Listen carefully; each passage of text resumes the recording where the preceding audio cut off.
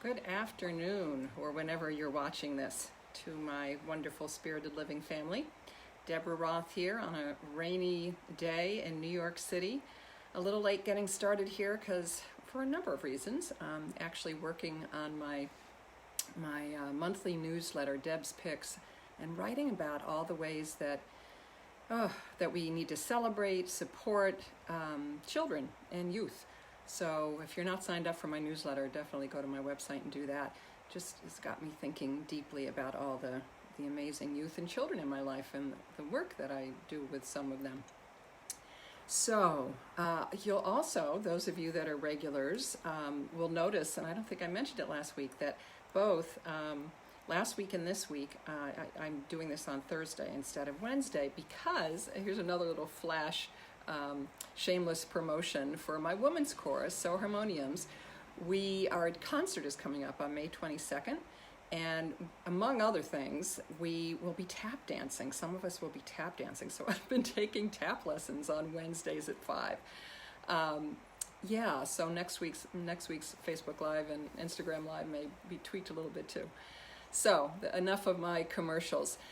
Welcome here to this weekly encounter, this weekly dance with our Inner Goddess team, where we really embrace, where we acknowledge and reclaim the divine feminine within ourselves, within society, with the intention of really bringing back those really diminished, although we're shining the light on them more and more, those kind of classically feminine qualities, feminine traits of intuition and honoring our emotion and compassion and collaboration and honoring our bodies, and through our bodies our connection to nature. I mean, there's so many divinely feminine qualities that we all carry within us, regardless of your gender. And one of my missions, I guess, in this work that I do is to remind us to reconnect with that, whoever we are, wherever we are. And one of the ways to do that, and I have one on my altar for my new moon circle every month, is to look at different goddesses from around the world, because of course they are the embodiment of divine feminine. And in our current, still very patriarchal society, we really want to shine a particular light on that. Not that divinely masculine qualities aren't important and crucial and necessary to bring ourselves back into balance, but we really need to uplift the ones that have been sublimated for so long. So this week, I was all set to do another goddess, and then realized that we are now in the third day of one of the very sacred Hindu festivals. It's a 9-day festival called Chaitra Navratri. Chaitra Navratri. I'm doing my best. I hope I'm not crucifying it completely. And this is one of the important ones. There's actually, I learned a lot about this celebration. It celebrates the 9 personifications of Durga, who's one of the most powerful Hindu goddesses. And there are actually several. There are like 5 different Durga, or these Navratri celebrations throughout the year. The one in the spring, where we are now, and the one in the fall are probably the biggest. And what they represent. So Durga is one of those many goddesses that represents abundance and prosperity, and really claiming our power and claiming our anger. This image of her, she's another one of the ones that I actually do have. If you can see her, I actually do have a wonderful statue of her riding her tiger. This one, she's shown with 8 arms and 8 hands with different weapons in them, and I'll tell you why that is in a minute, because it represents what her story, one of her stories is. Riding a tiger and looking very powerful. This is another image of her I found. Similarly, here she's also shown riding a bull, and so this one she's riding a bull. So many different stories and archetypes that come up when we look at all the goddesses, and when I look in all these different places. Most not conflicting, but sometimes they are.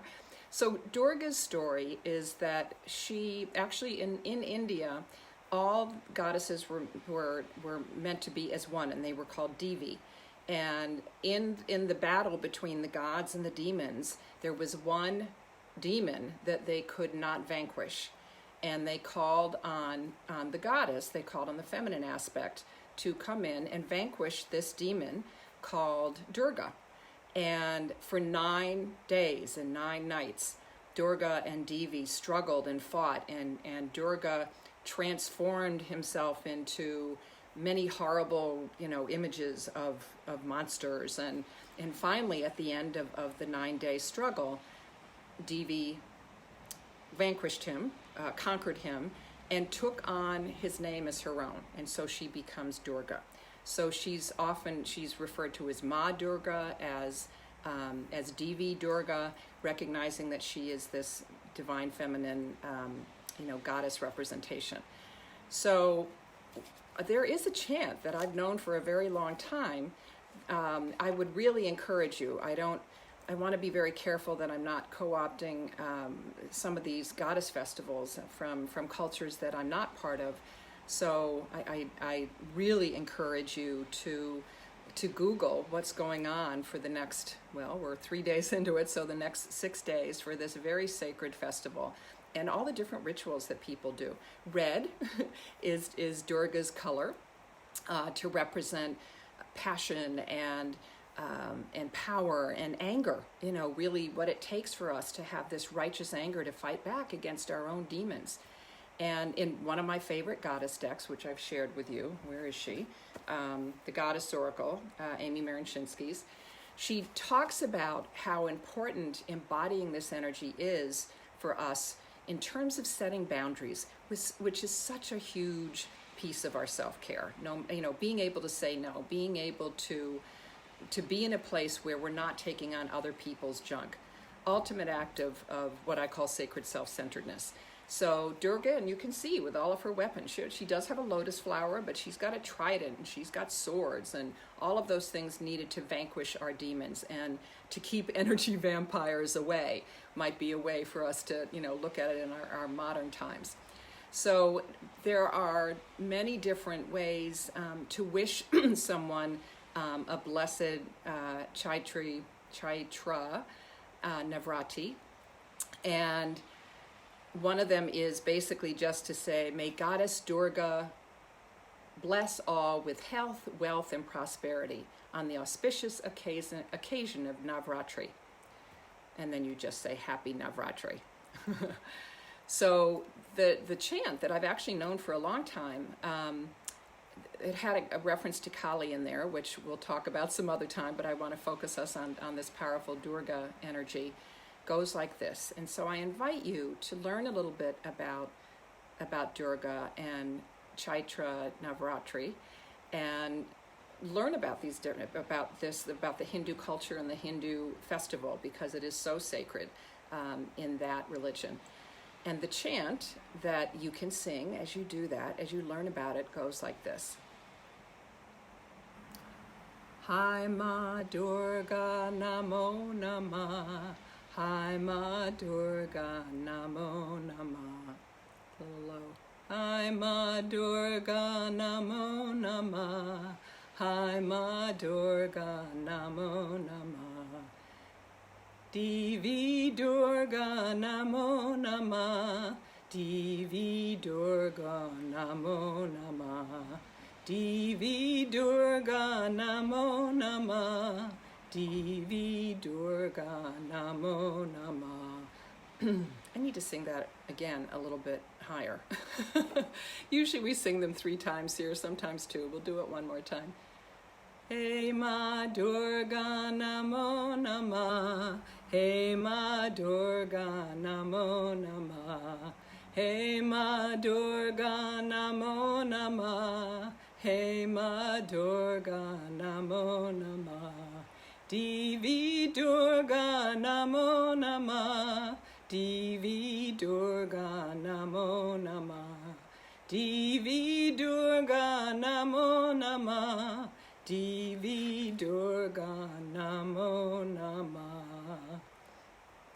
Still a little low. Thank you for being with me today, for exploring, and please do go off and do some exploring on your own. Thank you, Sunny. Wonderful to see you here. And let me know what you've learned. This was really a wonderful way for me to connect with, and I have many Hindu friends, to learn more about Chaitra Navratri. And I hope that you do the same. Thanks for being with you. Namaste, and we'll see you next week. Bye-bye.